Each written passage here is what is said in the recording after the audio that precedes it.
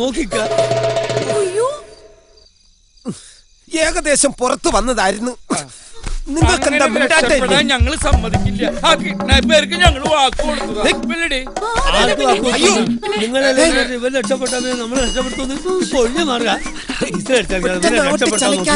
അതെ, ഞാൻ പിടിച്ചു വലിച്ച് എനിക്ക് വയ്യാണ്ടായി. ഇനി നിങ്ങൾ പിടിച്ചു വലിക്കും.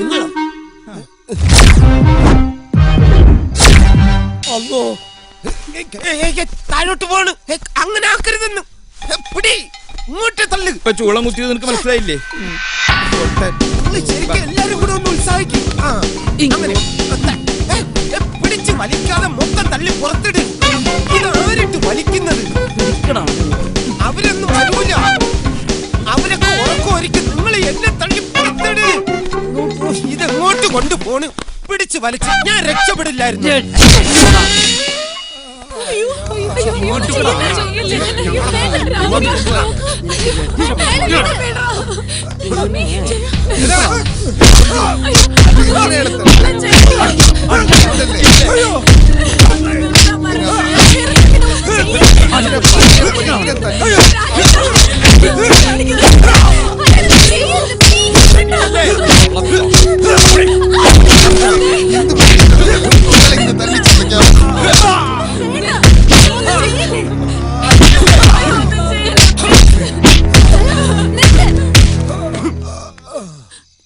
നിങ്ങൾക്ക് വേണ്ടത് പണമല്ലേ?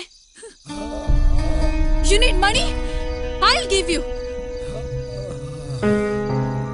എന്റെ ഫോൺ ഇങ്ങ് തരൂ. ഡാഡിയുടെ പേഴ്സണൽ നമ്പർ അതിലുണ്ട്.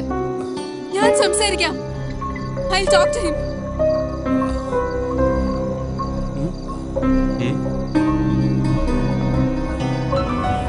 സർ, ശ്രേയാണ്. ഡാഡി, ഇത് ഞാനാ. മതി. മോളെ ശ്രേയ, മോളെ പറ, മോളെ എവിടുന്നാ വിളിക്കുന്നത്? ജയശങ്കർ, പോലീസിനേക്കാൾ വേഗത്തിൽ നീ ഞങ്ങളെ തേടിയെത്തുന്നറിയാം. ആരാ നീ? എന്താ നിന്റെ ഉദ്ദേശം? തിരക്ക് കൂട്ടല്ലേ? ആരാണെന്നും എന്താണെന്നൊക്കെ പറയാം. നിന്റെ മകളെ നിനക്ക് ജീവനോടെ വേണമെങ്കിൽ 4 കോടി രൂപയുമായി നീ വാ. അതുവരെ നിന്റെ മകൾ സുരക്ഷിതയായിരിക്കും. ഹലോ ഹലോ, സ്റ്റീഫ, കമ്മീഷണറിലേക്ക്. കമ്മീഷണർ ലൈനിലുണ്ട്. മിസ്റ്റർ വർമ്മ. ജയശങ്കർ, നിങ്ങൾ കാശ് കൊടുക്കരുത്. അങ്ങനെ പറഞ്ഞാൽ പറ്റില്ല. വിത്തിൻ 24 hours നമ്മൾ അവരെ അറസ്റ്റ് ചെയ്തിരിക്കും. ഞാനിപ്പോ അവരോട് സംസാരിച്ചതേ ഉള്ളൂ. Please understand me. എന്റെ മോളെ കിട്ടിയിരിക്കണം.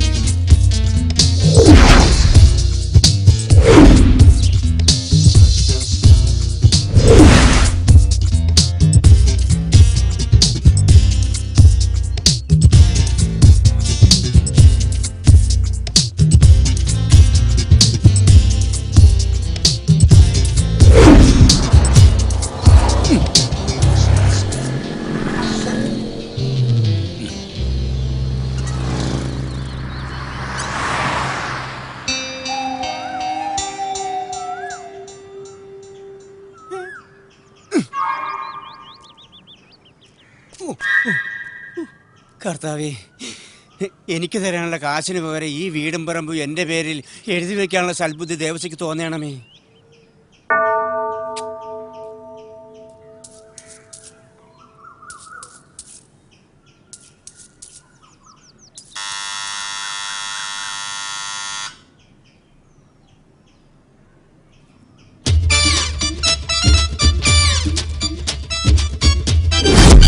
ആരാണ് പോയി നോക്കണം?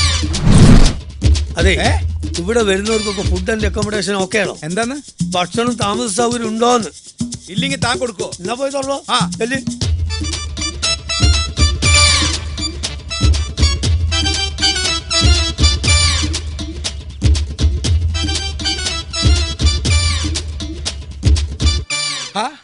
കർത്താവേ, കുര്യച്ചൻ.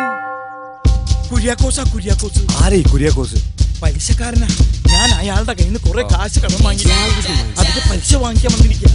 അയാളെ പറഞ്ഞു വിട്. എങ്ങനെയാണ് അയാളെ പറഞ്ഞു വിടൂ?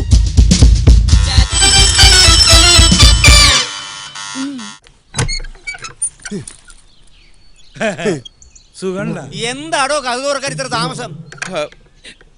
കുര്യച്ച, പൈസ ഞാൻ നാളെ ഉച്ചയ്ക്ക് വീട്ടിലേക്ക് എത്തിക്കാം. ഇപ്പൊ താൻ പോയിക്കോ. കയ്യെ പിടിച്ച് സൂചിപ്പിക്കണ്ട. കാര്യം താനൊരു ദരിദ്രവാസിയാണെങ്കിലും ഓടോ, തമാശയുടെ ഓടോ, കാര്യത്തിൽ താൻ ഓടോ, സമ്പന്നൻ. സത്യം പറഞ്ഞ ഞാൻ പലിശ വാങ്ങാൻ വന്നതല്ല.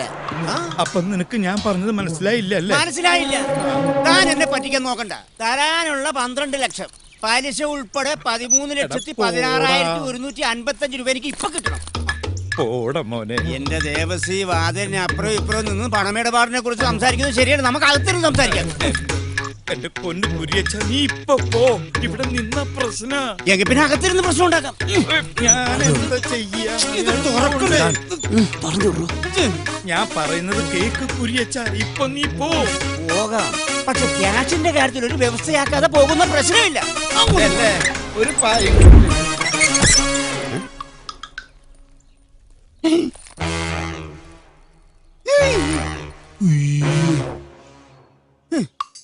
അത് ശരി, പണം ചോദിച്ചു വരുന്നവരെ പേടിപ്പിക്കാൻ വേണ്ടി കളിത്തോക്കും കൊടുത്ത് ആളെ ഏർപ്പാടാക്കി വെച്ചിരിക്കല്ലേ? കാണണോടോ, ഇത് കളിത്തോക്കാണോ കളിയല്ലാത്ത തോക്കാണോന്ന്? ഈ പൊട്ടന് വിവരില്ലാണ്ട് ഓരോന്ന് പറയണതാ സാർ. മുട്ടനാരാണെന്ന് പറയണോ? വെറുതെ ഒരു തമാശ പറഞ്ഞതാണ്. ഞാൻ വരുമ്പോൾ നിങ്ങൾക്കൊരു ഹാൻഡ്സപ്പെങ്കിലും പറയാമായിരുന്നു. അതാണ് അതിന്റെ രീതി. മതി മതി മതി. മിസ്റ്റർ ദേവസിംഗ് വരൂ.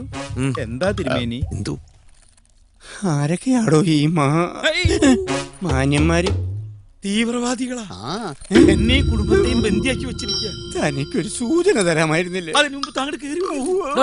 എന്താ അവർക്ക് ചോദിച്ചപ്പോ? ഒന്നുമില്ല, ഞങ്ങൾ തമ്മിൽ ഇങ്ങനെ കുശലങ്ങൾ കൈമാറി. ദേവസി, അടുത്ത ആഴ്ച വരുമ്പോ ബാക്കി കുശലങ്ങൾ കൈമാറാം. അപ്പൊ ഞാൻ പോട്ടെ. എങ്ങോട്ട്?